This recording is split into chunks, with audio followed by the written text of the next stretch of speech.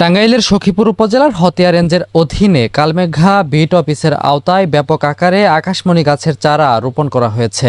স্থানীয়দের দাবি, গত বছর ও চলতি বছর মিলিয়ে বিস্তীর্ণ এলাকা জুড়ে এসব চারা লাগানো হয়েছে।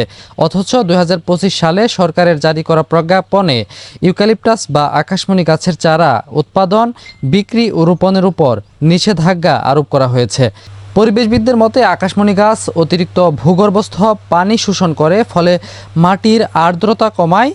পাশাপাশি স্থানীয় প্রজাতির গাছের স্বাভাবিক বৃদ্ধি ব্যাহত হয় এবং জীববৈচিত্র্যের উপর বিরূপ প্রভাব পড়ে।